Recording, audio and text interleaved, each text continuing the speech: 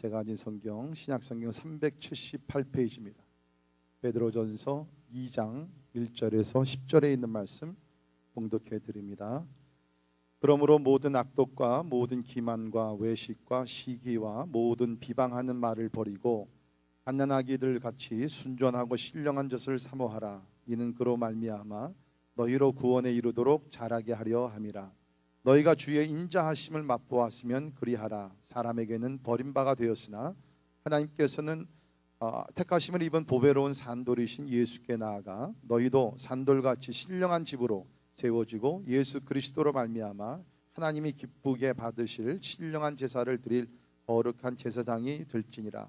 성경에 기록되었으되 보라 내가 택한 보배로운 모퉁이 돌을 시온에 두노니 그를 믿는 자는 부끄러움을 당하지 아니하리라 하였으니 그러므로 믿는 너희에게는 보배이나 믿지 아니하는 자에게는 건축자들이 버린 그 돌이 모퉁이의 머릿돌이 되고 또한 부딪히는 돌과 걸려 넘어지게 하는 바위가 되었다 하였느니라.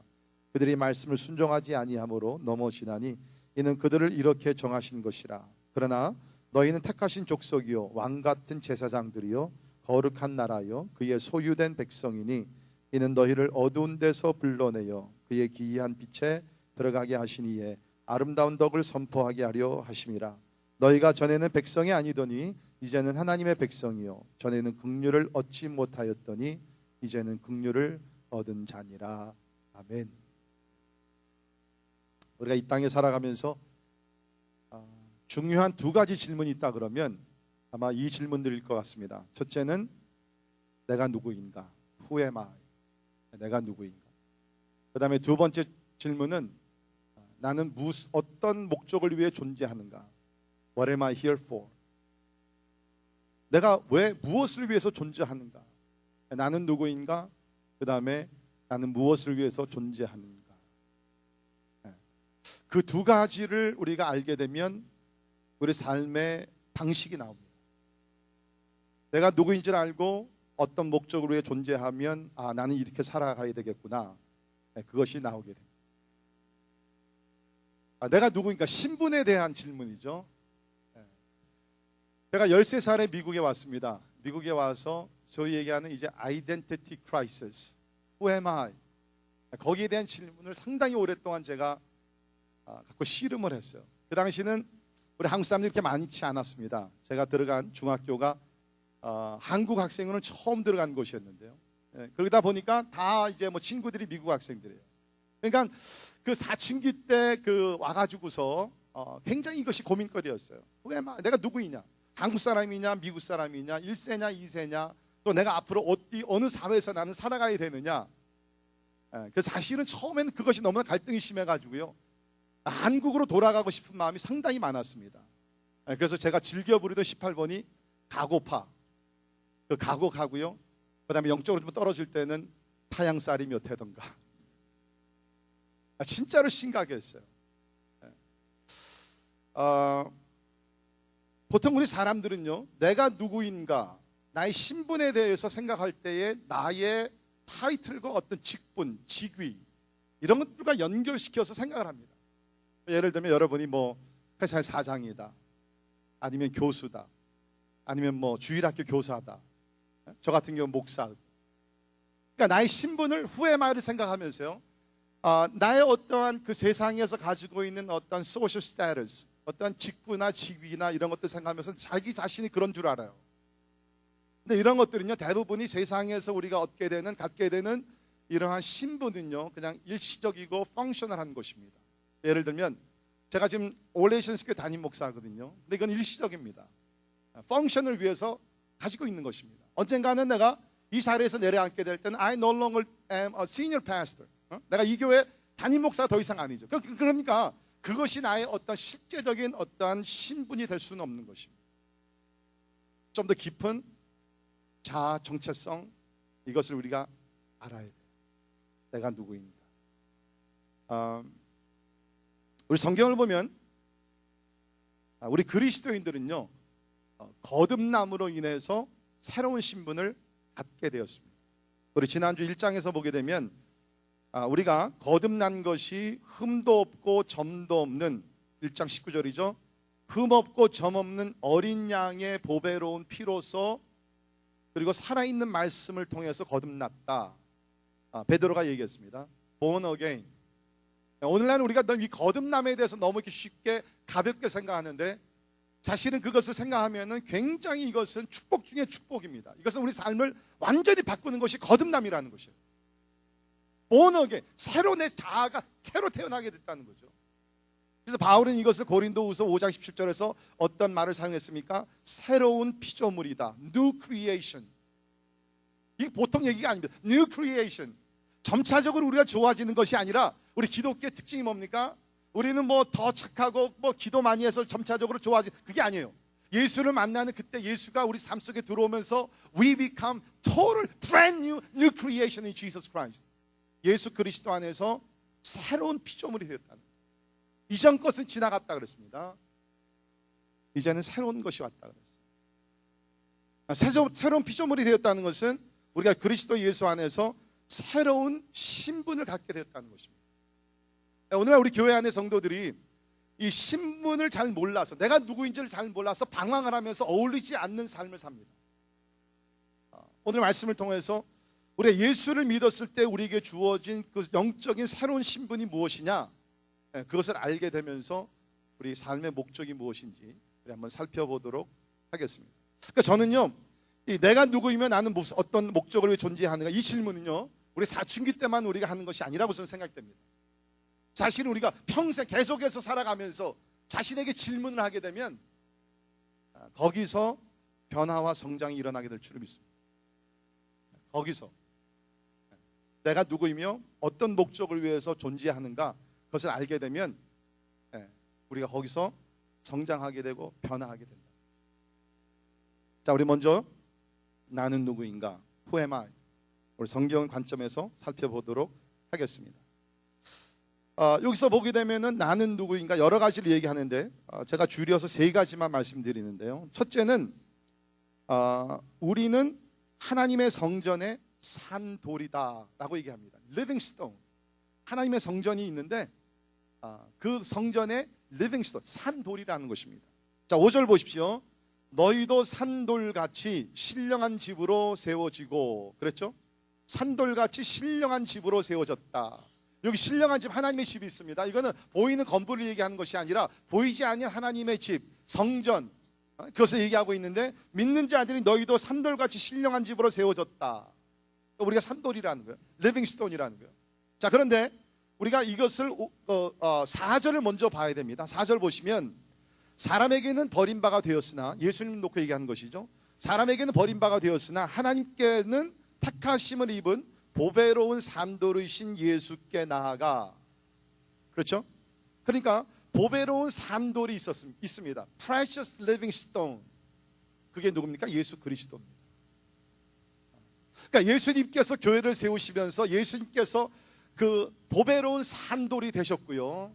우리는 그 예수님을 본받고 예수님을 뒤따라서 우리 또한 산돌이 되었습니다. 우리 성경을 보게 되면 하나님의 집에 대해서 여러 군데 나오게 되면서 특별히 그 돌, 반석, 이러한 이미지를 하나님이 사용하셨죠. 우리 마태복음 16장에 보게 되면 예수님께서 한 번은 가이사랴 빌립보 지방을 이렇게 다니시면서 제자들을 보냈습니다. 그러니까 오늘날로 얘기하면은 이제 설베이를 한 거죠. 나가서 사람들이 나를 누구를 하는지 한번 알아봐라. 그래서 12제자가 부르심을 받아서 나가서 사람들이 묻습니다. 당신은 예수가 누구라고 생각합니까? 그때 이제 소문이 많이 나갔으니까요. 그러니까 썰베를 하고 돌아왔어요. 예수께서 질문하십니다. 그래, 사람들이 나를 누구라 하느냐? 어떤 사람들은 엘리야라 그럽니다. 어떤 사람은 선지자라 그럽니다. 뭐 이렇게 저렇게 얘기합니다. 그때 예수님께서 베드로를 보시면서 하신 말씀이 있죠. 베드로야, 너는 나를 누구라 하느냐? Who do you say that I am? 강조는 you입니다. 몇 퍼센트가 나를 뭐라고 중요하지 않다. 예수님께서 베드로에게 하신 Who do you say that I am? 자, 오늘도 우리가 여기 100여 명이 모였습니다. 여기서 몇 명이나 예수를 향해서 주는 그리스도시요 살아계신 하나님의 아들이라고 고백하는지 우리는 몰라요. 그러나 that doesn't matter. 우리 미국에 사는 지금 미국 인구가 몇 퍼센트가 예수를 구세주로 유일한 진리요 길이요 진리요 생명이라고 고백하는지는 모릅니다. 그러나 중요한 것은 몇 퍼센트가 예수를 하나님의 아들로 인정하느냐, 유일한 구세주로 인정하느냐, 상관이 없어요. 중요한 것은 여러분 각자가 예수를 뭐라고 고백하느냐, 그것이 중요한 것이죠. 그래서 예수님께서 베드로에게 Who do you say that I am? 너는 나를 누구라 하느냐. 그때 베드로가 아주 명쾌한 대답을 하죠. 주는 그리스도시요 살아계신 하나님의 아들이십니다. You are the Christ, the Son of the living God. 예수님께서 너무 흡족하셨어요. 그리고 나서 예수님께서 이 말씀을 하셨습니다. 내가 이 반석 위에 내 교회를 세우리니, 이 반석 위에 내 교회를 세우겠다. 이제 캐톨릭에서는 이것을 어떻게 풀이합니까? 베드로 위에 주님께서 교회를 세우시겠다는 거예요. 그래서 캐톨릭에서는 베드로를, 사도 베드로를 초대 교황으로 생각을 하고 있죠. 그러나 그것은 잘못된 해석입니다. 지금 예수님께서 인간 베드로 위에 주님의 교회를 세우겠다 절대로 아니에요. 왜? 우리가 그 다음 몇 절을 읽다 보면 어떤 사건이 일어나면, 이제 베드로가 신앙 고백을 하고 나서 예수님께서 처음으로 이제 십자가의 죽음에 대해서 말씀을 하십니다. 내가 이제 멀지 않아 십자가 달려 죽게 될 것이다. 그때에 베드로가 뭐라 그랬어요? 절대로 그런 일이 죽게 일어날 수 없습니다. 그러면서 예수님은 오히려 책망을 합니다. 그때 예수님께서 뭐라고 얘기하셨죠? 예수님이 이렇게 얘기하셨습니다. 사탄아, 내 뒤로 물러가라. 너는 나를 넘어지게 하는 자로다.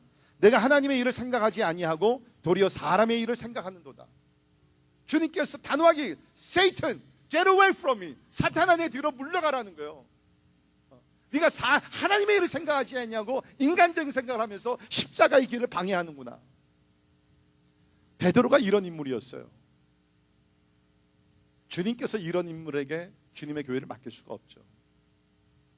그러니까 주님께서 이 반석 위에 내 교회를, 거기 원어로 보면 내가 세우겠다고 강조하셨는데, 그것은 뭡니까? 이 반석은 예수 그리스도를 얘기하는 겁니다. 그러나 우리가 아는 대로 베드로라는 이름은 반석이라는 뜻이죠. 그러니까 뭡니까? 참된 그 반석 위에 The Rock, 그렇죠? 하나밖에 존재하지 아니하는 이 산돌, The Rock, 예수 그리스도께서 교회를 세우시는데, 이제 베드로와 같은 작은 돌들을 사용하시겠다. 그래서 오늘 말씀을 보게 되면 4절에서 먼저는 보배로운 산돌이신 예수가 나오고, 5절에서는 이제 뭡니까? 하나님의 부르심 속에서 산돌 같은 성도들이 여기 나오고 있다는 것입니다.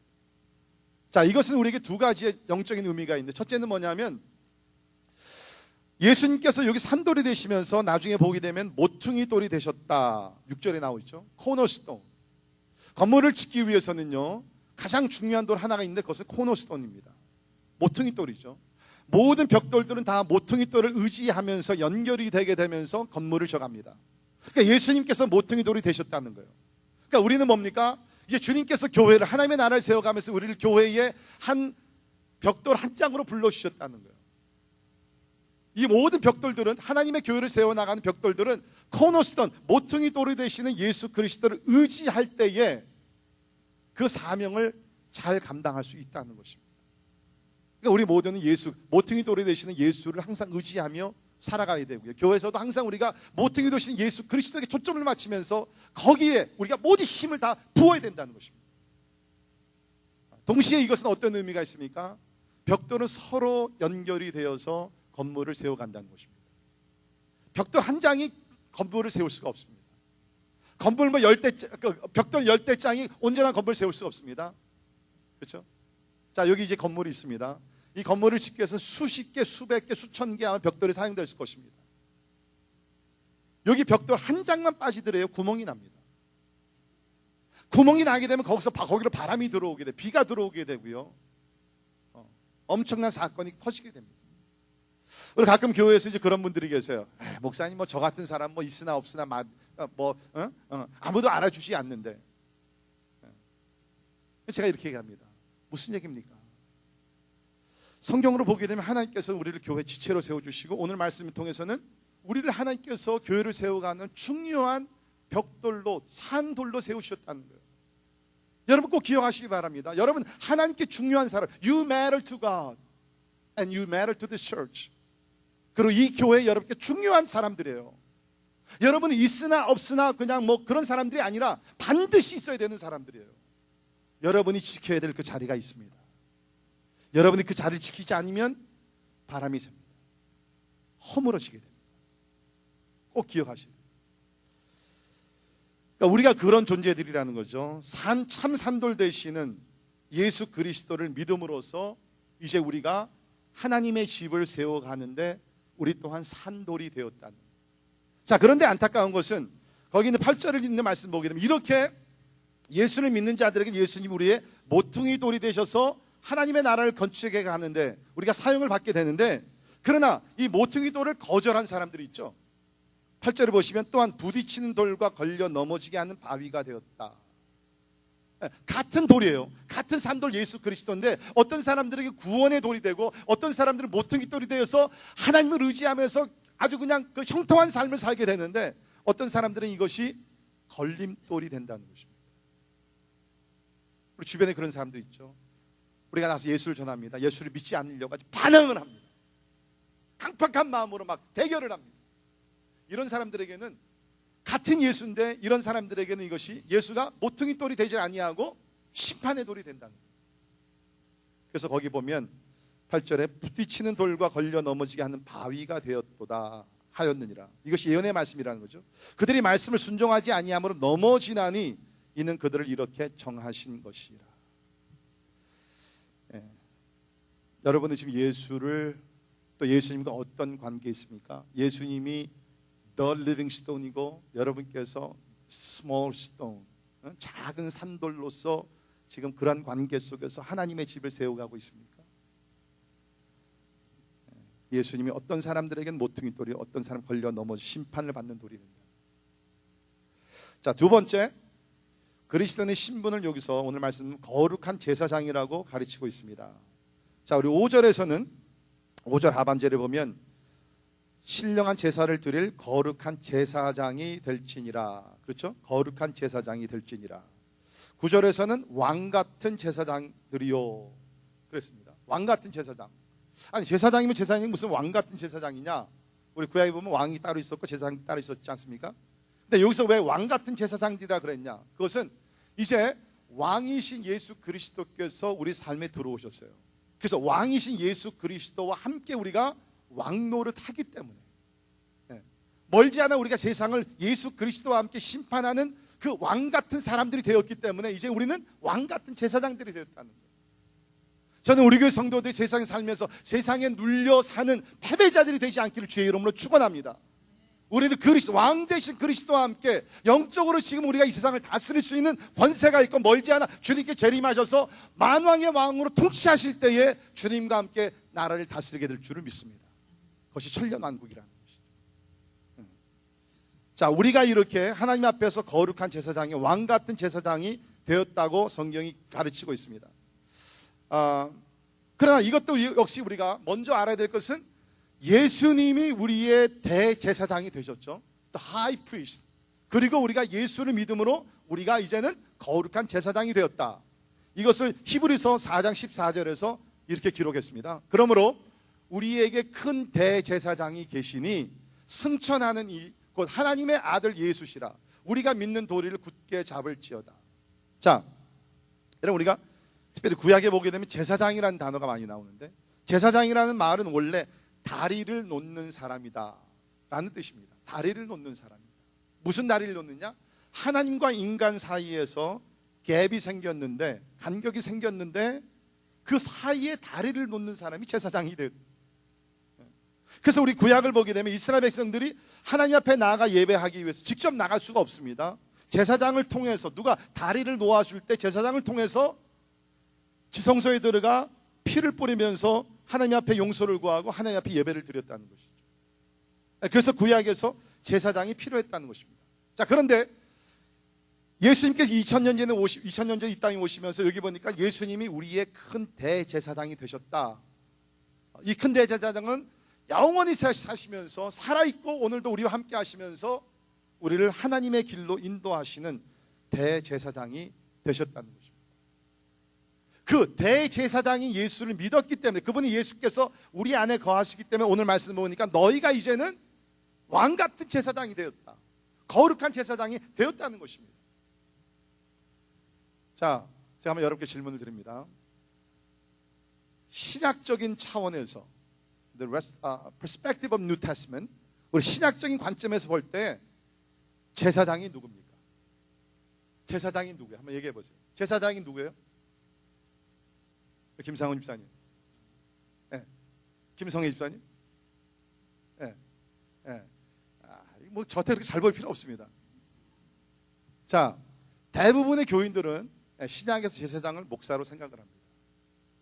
근데 이것은 바른 목사도 제사장이지만 모든 성도가 제사장이라는 것입니다.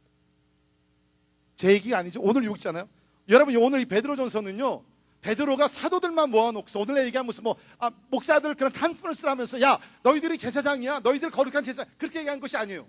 베드로전서는 누구를 향해서 기록이 됐죠? 흩어진 나그네들이라고 했잖아요. 1장에. 그 당시에 예수를 믿어서 핍박받는 모든 성도들 대상으로 이 편지를 썼거든요. 그 이제 성도들에게, 그 수신자들에게 하는 얘기가 You are high priest. 너희들이 제사장이 되었다는 거예요. 너희들이 제사장이 되었다는 거예요. 이게 좀 어울리지 않죠? 내가 무슨 제사장이야? 근데 성경이 오늘 이야기를 너희들이 하나님의 왕 같은 제사장들이라는 거예요. 내가 제사장. 한번 따라하시기 바랍니다. 나는 제사장입니다. 진짜 여러분. 아까 우리 집사님 네 분이 말씀하신 많은 경우에 우리가 목사님들이 제사장이고 우리는 뭐 그냥 백성들이고, 그게 잘못된 거예요. 그러니까 이것을 바로잡기 위해서 종교개혁이 일어난 거죠. 마르틴 루터가, 그렇죠? 그러면서 가지고 나온 설이 뭡니까? 만인 제사장설. Priesthood of all believers. 모든 믿는 자들이 이제는 제사장으로서 하나님 앞에 나아갈 수 있는 길이 열렸다는 것이에요. 그런데도 자꾸 우리는 생각하기에 목사님들은 제사장이고 우리는 그냥 아니니까 그래도 목사님을 통해서 우리가 기도를 더 받아야 되지 않느냐. 물론 우리 성경에 보면 목사라는 직분을 주셔가지고 있어요. 양들을 잘 인도할 수 있도록, 양들을 칠 수 있도록, 보호할 수 있도록 사명을 받은 사람들이 목사들입니다. 이런 사명 분명히 있어요. 더 많이 기도해야 되는 사명이 있습니다. 그러나 분명한 사실은 우리 모두가 다 이제는 예수를 믿는 모든 사람들은 제사장으로서 하나님 앞에 나아가서 기도할 수 있고 교제할 수 있는 축복의 문이 열렸다는 것입니다. 근데 그러니까 왜 우리가 자꾸 이렇게 목사님들을 이렇게 제사장으로 생각하느냐? 그건 이유가 있는 것 같아요. 그 이유 중에 하나가 뭐냐면 이 목사님들이 가운을 입는 것 같아요. 가운. 저는요 목사 가운 안 입습니다. 2개 있어요. 비싼 거. 목사 안수식 때 받은 선물들. 근데 거의 안 입었어요. 몇 달 전에 우리 어느 교인이 이제 결혼식 하면서 밖에서 이제 결혼식을 하면서 추우면 입을까봐 가지고 갔는데 이게 또 날씨가 좋아서 못 입었어요. 내가. 자, 목사님들이 왜 목사 가운을 입는 줄 아세요? 물론 저는요 무슨 예식상, 그렇죠? 그래서 결혼식, 무슨 장례식, 또 아니면 무슨 특별할 때 그냥 스페셜 오케이션에 어떻게 좀 이렇게 빛나기 위해서 그 자리를 이렇게 더 만들기 위해서 가운 입는 건 전 no problem. 그런데 은근히 목사들은 가운을 입으면서 본인들이 제사장이라는 그러한 어떤 잘못된 생각, 우리가 다 제사장인데, 그리고 성도들은 앉아서 보면서 목사님은 제사장 같은 분이다, 그렇게 생각을 해요. 그러다 보니까 우리가 다 많이 제사장으로서 하나님 앞에 나아가 기도할 수 있고 축복을 받을 수 있는 그 하나님의 은혜를 받았는데도 그걸 사용을 못하는 것이에요.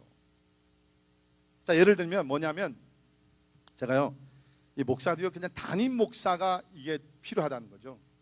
그죠?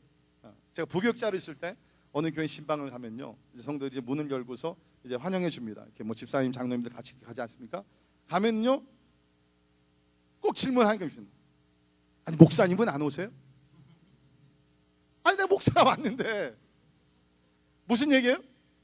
담임 목사님은 안 오시냔 말이죠. 계속 담임 목사님 안 오세요? 왜? 생각에는 물론 그거 알죠. 그러나 생각에는 그래도 담임 목사님이 와서 한번 축복 기도를 해야지 우리 가정의 복을 받는. 그러다 요새는요 이렇게 또 성도들이 얘기하죠. 목사님 한번 기도를 세게 해주십시오. 요새 말은 빡세게 해주십시오. 그러면 내가 복을 받게 될 줄은 믿습니다. 물론 하나님의 은혜와 복을 사모하는 마음은 좋지만 우리가 신학적으로 생각했을 때는 여러분 기억하세요. 여러분이 제사장입니다. 하나님께 나갈 수 있는 특권이 주어졌다. 그래서 오늘 이 말씀을 보게 되면 우리가 하나님께 나갈 수 있는 길이 열렸다는 그 제사장의 축복을 받았다는 것을 기억을 해야 된다는 것입니다. 자, 히브리서 10장 19절에 보면 이런 말씀이 있는데, 그러므로 형제들아 우리가 예수의 피를 힘입어 성소에 들어갈 담력을 얻었나니. 여러분, 구약에서는 이것이 허락이 안 됐습니다. 구약에는 제사장만 들어갈 수 있었어요. 그런데 이제 예수를 믿는 신약의 모든 성도들에게 뭡니까? 힘입어 성소에 들어갈 담력을 얻었나니, 그 길은 우리를 위하여 휘장 가운데로 열어놓으신 새로운 살 길이요, 휘장은 곧 그의 육체니라. 여러분 기억나시죠? 예수님께 십자가 달려 죽으셨을 때 그 성전 안에서 희한한 사건이 있었습니다. 그것이 뭐냐면 휘장이, 지성소와 성소를 갈라놓던 휘장이 찢어졌어요. 위에서부터 아래로. 이거 왜 중요해요? 사람이 찢은 것이 아니라 하나님께서 초자연적인 능력으로 휘장을 찢으셨다는 거예요. 그래서 이제는 뭡니까? 그것이 찢어진 것이 예수 그리스도의 몸이라는 거예요. 십자가의 죽음으로 이제는 휘장이 찢어지게 됨으로써 예수를 믿는 사람 누구든지 하나님 옆에 나아갈 수 있는, 지성소로 들어갈 수 있는 축복의 길이 열렸다는 거죠. 그래서 또 하나님의 집 다스리는 큰 제사장이 계심에 우리가 마음의 뿌림을 받아 악한 양심으로부터 벗어나고 몸은 맑은 물로 씻음을 받았으니 참 마음과 온전한 믿음으로 하나님께 나아가죠. 여러분, 이게 보통 이야기가 아닙니다. 유대인들은요, 오늘날에도요 메시아 예수를 믿지 않는 사람 상상을 못하는 것이에요. 오늘도 유대인들은요, 유대인들은 하나님 앞에 나아갈 수 있다고 생각을 못하는 거예요. 제사장들밖에는 나갈 수 없다고 오늘도 생각하는 거예요. 그런데 예수를 믿는 사람들은 이제 우리가 제사장이 되어서 하나님께 나아갈 수 있는 그 은혜를 받게 되었다는 것입니다. 자, 여러분, 제사장들에게는요 특권과 책임이 있습니다. 특권이 뭡니까? 두 가지 특권이 있는데, 이미 말씀드린 대로 하나님께 직접 나갈 수 있는 특권이 제사장들에게 있는 거예요. 그렇기 때문에 우리가 교회뿐만 아니라 여러분의 골방에서도 하나님 앞에 직접 나갈 수 있는 특권이 열렸다는 것입니다.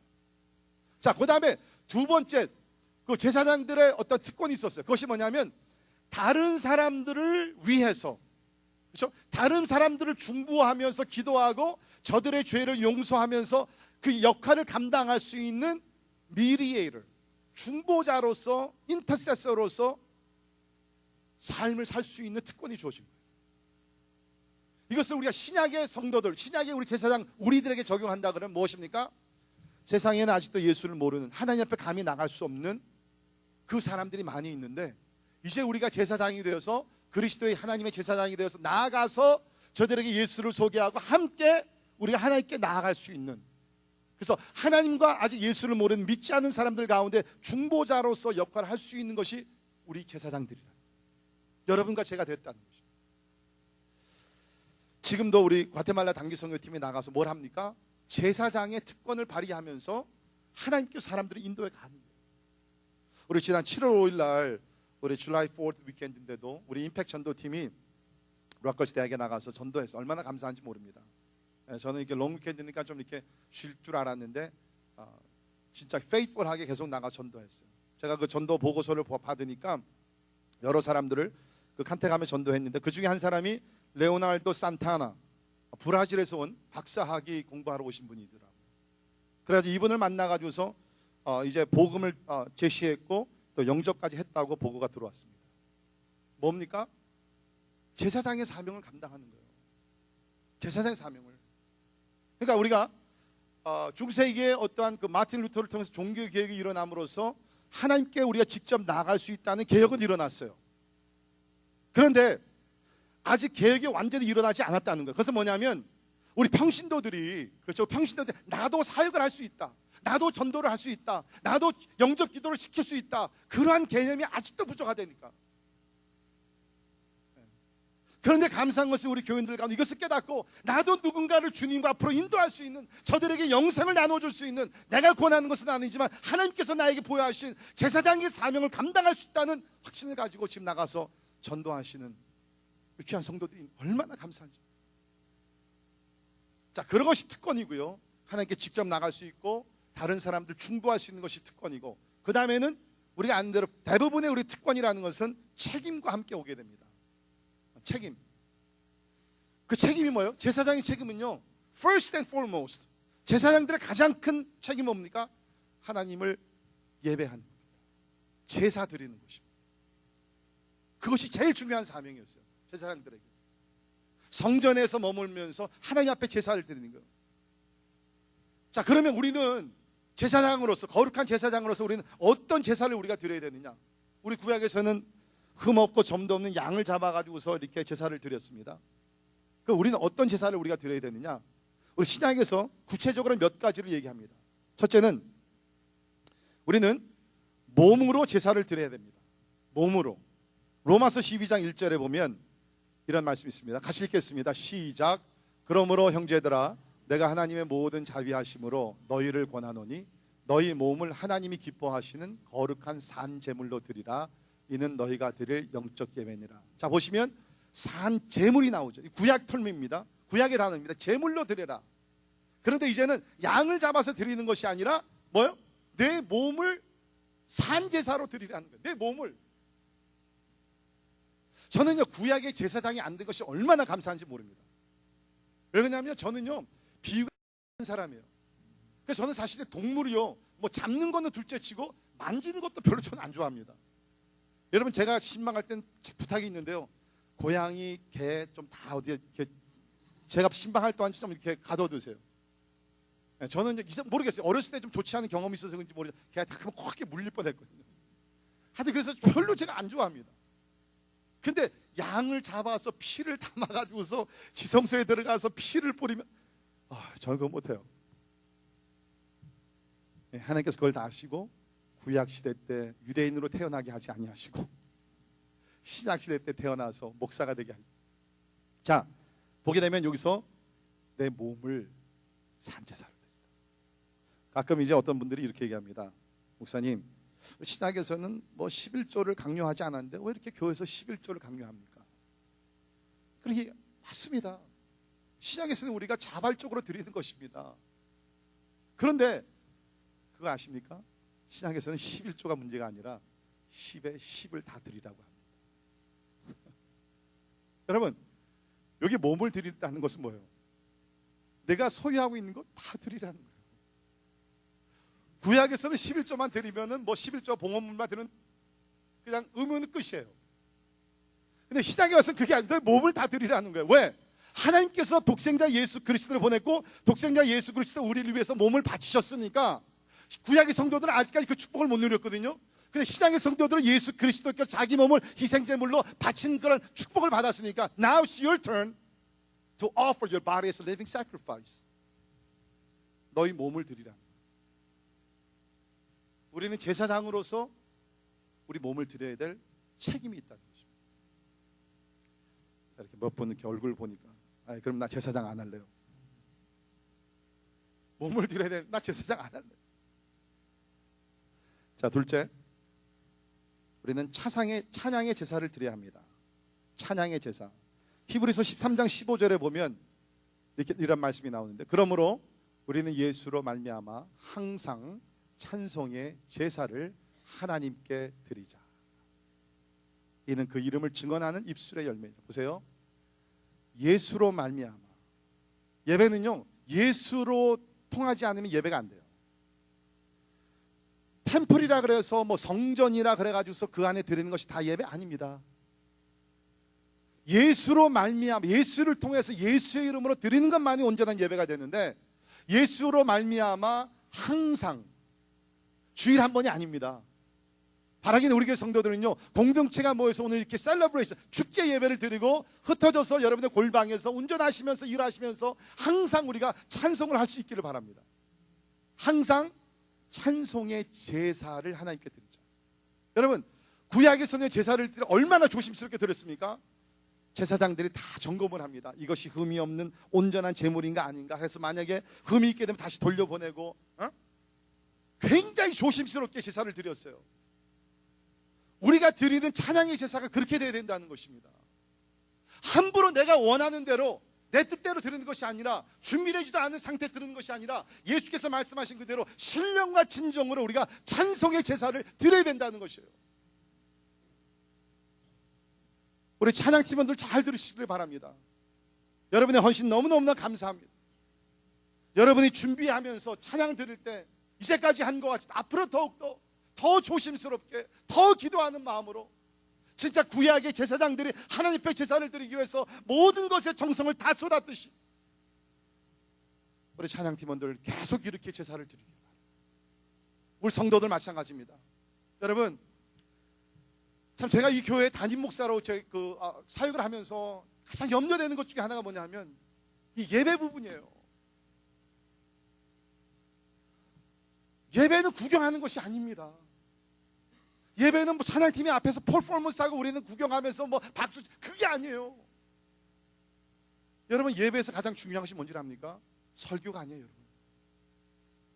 어떤 분들은 그냥 설교 시간에만 늦지 않게 오시는 분들인데 그게 예배가 아니에요, 여러분.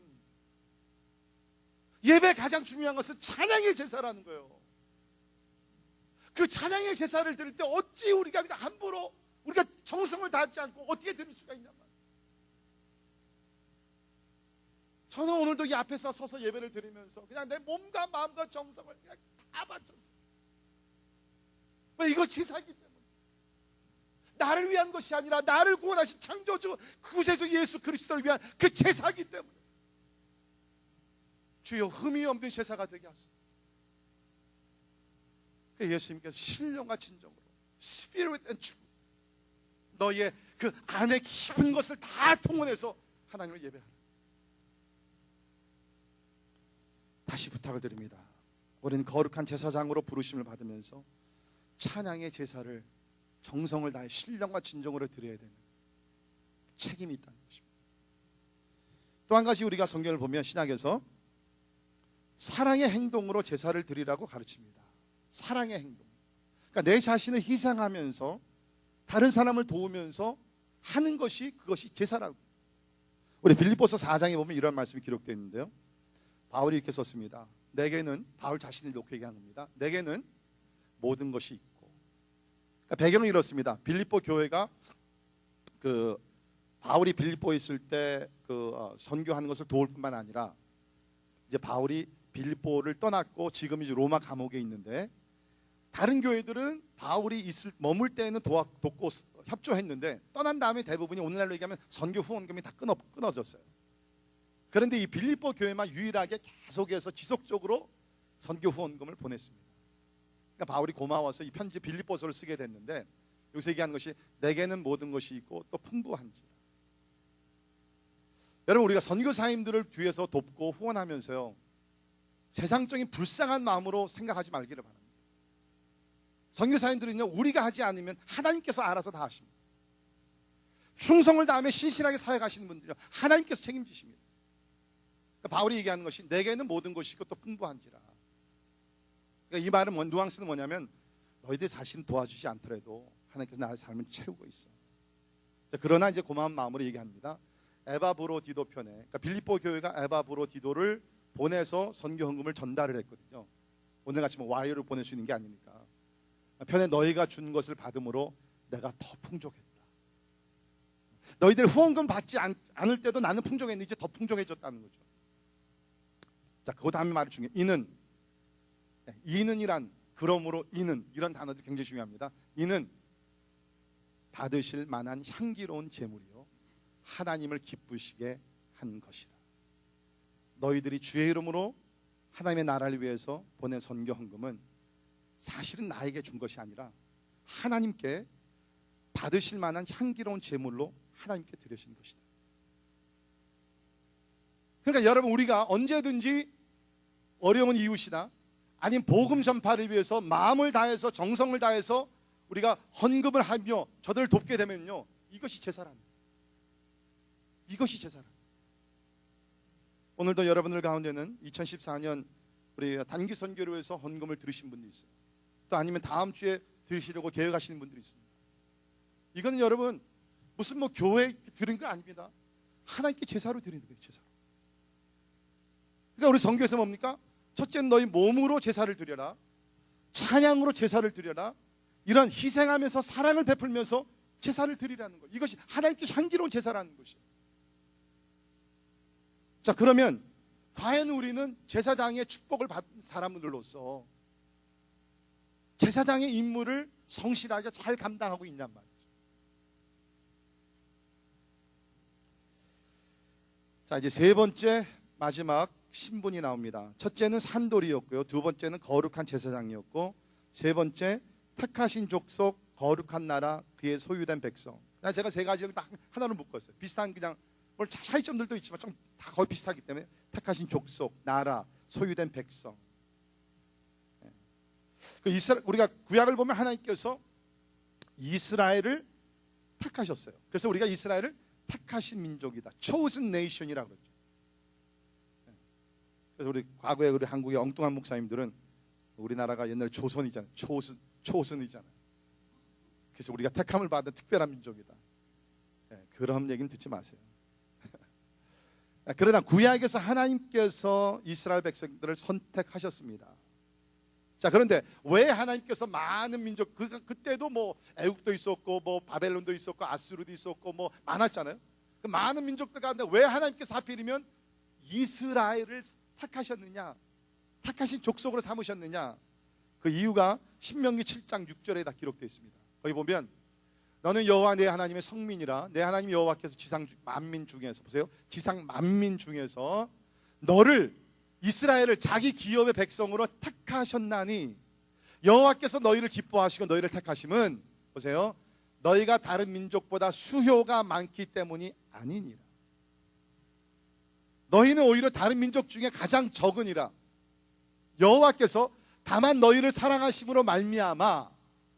그렇죠? 왜 하나님께서 이스라엘을 택하셨냐고요? 이스라엘이 다른 민족들보다 뭐 똑똑하고 돈을 잘 벌고 뭐 그래서입니까? 아니에요. 가장 약하고 숫자적으로 볼 때도 너무나 적고, 다시 말해서 하나님이 지켜주시지 아니하시면, 하나님이 보호하지 아니하시면 스스로 지킬 수 없는 민족이기 때문에 하나님께서 이스라엘을 택하셨어요. 우리도 마찬가지입니다. 왜 하나님께서 많은 사람들 가운데 왜 여러분과 저를 택하셨느냐? 뭐 내가 의롭게 보이기 때문에, 그래도 나같이 착하기 때문에, 그래도 우리 가정이 3대 4대 동안 우리 그리스도교를 믿어온 가정이, 아니, 절대로 아니에요.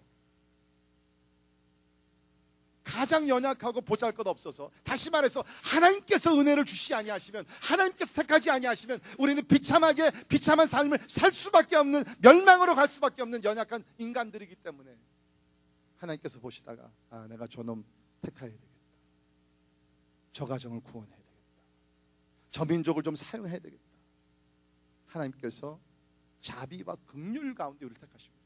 그래서 여러분 보십시오. 9절을 10절을 보시면, 너희가 전에는 백성이 아니더니 이제는 하나님의 백성이요 전에는 긍휼을 얻지 못했더니 이제는 긍휼을 얻은 자니라. Do you see? 우리가 택하신 족속이 하나님의 왕 같은 제사장, 거룩한 나, 이 모든 거 된 것이 뭡니까? 하나님의 긍휼 때문이라는 거예요. 하나님의 긍휼 때문이에요. 이 긍휼은요, 너무나 약하고 불쌍하고 가진 것 없고 처량하고 버려진 사람들에게 베푸는 것이 긍휼인데, 하나님께서 우리에게 긍휼을 주셨다. Out of mercy, God has chosen us. 긍휼 가운데 우리를 택하신 족속으로 삼아주셨다. 그러니까 우리는 자랑할 것이 아무것도 없다는 거죠. 우리가 자랑할 수 있는 것은 뭡니까? 오직 하나님의 자비와 긍휼밖에 없는 줄 믿습니다. 이 택하셨다는 개념이요 상당히 중요해요. 오늘 많은 사람들이 착각을 합니다. 내가 하나님을 믿기로 내가 하나님을 택했습니다. I chose God to believe. 내가 하나님을 믿기로 내가 하나님을 택했다는 거예요. 신학적으로는 맞지 않는 얘기입니다. 신학적으로는요, 내가 하나님을 택한 것이 아니라 하나님이 나를 택하셨습니다. 믿으십니까? 네, 제가 과거 시카고에서 목회할 때 그 어느 분이 계셨어요. 이분이 이제 교회는 이제 왔는데, 그냥 아내가 워낙 가자 그러니까 할 수 없이 끌려서 뭐 교회를 그냥 한 10여 년 동안 다니던 분이 있습니다. 그냥 그렇게 예수를 믿자고 그러는데도 그냥 이렇게 빼고 저렇게 빼고, 이렇게 핑계대고 저렇게 대면서 그냥 그렇게 신앙생활 하다가 한 번은 주일날 성경을 와서 앉아있는데 요한복음 15장 16절이 이렇게 그날 본문이었어요. 그게 뭐냐면, 너희가 나를 택한 것이 아니요 내가 너희를 택하여 세웠나니 이는 너희로 가서 열매를 맺게 하고 또 너희 열매가 항상 있게 하여 내 이름으로 아버지께 무엇을 구하든지 다 받게 하려 함이라. 이 말씀에 은혜가 된 거예요. 그러니까 이분은 이때까지 내가 마음의 준비가 되면 그때가 오겠지, 내가 결정할 수 있는 때가 오겠지 라고 생각을 했는데, 이 말씀을 들으면 아, 이게 아니구나. 내가 결정하는 것이 아니라, 내가 택하는 것이 아니라 하나님께서 나를 택하시는구나. 내가 지금 이 자리에 앉아있는 것이 하나님의 택함을 받아서 여기에 앉아있는 것을 깨닫게 되면서, 복음의 예수를 믿고 세례를 받고 변화의 새로운 사람이 됐습니다. 여러분 절대로 여러분께서 하나님을 택했다고 생각하지 마세요. 물론 하나님의 택하심의 반응은 우리가 보이는 건 분명합니다. 그러나 먼저 있었던 사건은 하나님께서 많은 사람들 가운데서 우리를 택하여 주셨다는 것입니다. 택하신 족속. 여러분 내가 만약 하나님을 택했으면요 그 마음은 언제든지 변할 수 있습니다. 그 영적인 다이내믹은 변할 수가 있습니다. 그러나 하나님께서 우리를 택하셨기 때문에 그 하나님은 영원히 변하지 않는 하나님이시기 때문에 우리의 구원이 변함이 없다는 거예요. 자, 그러면 이제 결론적으로 나는 무엇을 위해 존재하는가? What am I here for? 이렇게 하나님께서 우리 모두를 산돌로 거룩한 제사장으로 택하신 족속 거룩한 나라 소유된 백성으로 삼아 주셨는데 무엇을 위해서? 목적이 있을 거 아닙니까? 자, 9절 보세요. 목적이 나옵니다. 이는 목적이죠. 이는 너희를 어두운 데서 불러내어 그의 기이한 빛에 들어가게 하시니에 아름다운 덕을 선포하게 하려 하십니다. 할렐루야. 우리를 구원하시고 새로운 신분을 주시는 것은요 우리가 나가서 무슨 세상에서 더 잘 살고 더 성공하고 더 형통하고 그런 차원이 아니에요. 그건 두 번째 세 번째고 가장 먼저의 그 이유가 뭡니까? 목적이 뭡니까? 한마디로 말씀드리면 하나님을 자랑하라. 무엇을? 하나님의 긍휼을. 내가 과거에 있는 어둠 속에 있었는데 나 같은 진짜 죄인을 어두운 권세 속에 종로를 다니는 사람을 하나님의 긍휼 가운데 나를 번쩍 뽑아내서 구원하셔서 영광의 빛으로 나를 옮겨주셨는데 그 하나님의 긍휼을 자랑하기 위해서 우리에게 이런 새로운 신분을 주셨다는 거예요. 나를 자랑하는 것 아니에요.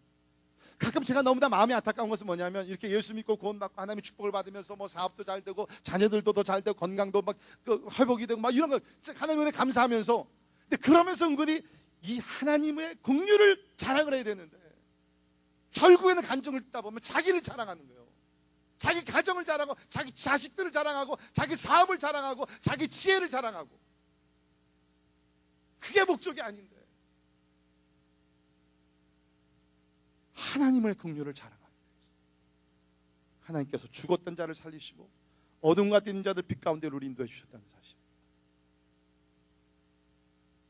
사랑하는 성도 여러분, 여러분은 지금 세상에 나가 사시면서 하나님의 긍휼을 자랑하는, 사실 이 원어를 보게 되면요 우리는 선전품이라는 거예요. 여러분 우리가 보통 이제 무슨 그런 맨하탄이나 이런 길거리 가다 보면 이렇게 창문에 이렇게 선전품으로 이렇게 세우는 모델들이나 이런 디스플레이 있잖아요. 사실은 여기 원어를 보게 되면 우리가 그런 사람들이라는 거예요. 하나님의 긍휼을 나타내기 위해서 사용받은 그 디스플레이용이라는 거예요.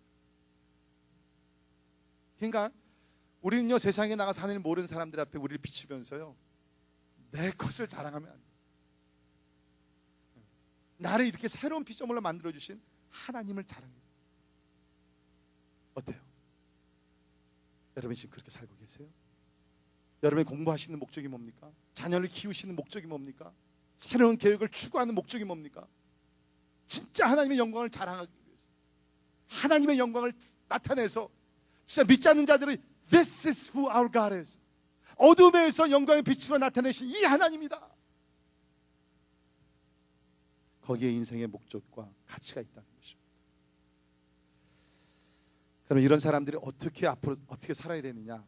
생활 방식은 다음 주에 여러분께 말씀드리기로 하고요. 오늘 그리스도 안에서 우리에게 준 새로운 신분, 새로운 목적 우리 깨달으면서 주님의 부르심에 합당한 삶을 사는 우리가 되기를 주의 이름으로 축원합니다. 기도하겠습니다. 하나님의 은혜 감사합니다. 이 거듭남이 우리를 본진 쪽으로 바꿔주었는데 안타까운 것은 오늘 이렇게 거듭난 사람들이 참 하나님께서 우리에게 이러한 새로운 신분을 주셨는데도 그것을 깨달아 알지 못하며 신분의식, 그리스도 안에서 그 자기 자신의 어떠한 그 정체성, 그 아이덴티티를 알지를 못하여 옛날 사람같이 사는 것을 볼 때 참 마음이 답답합니다.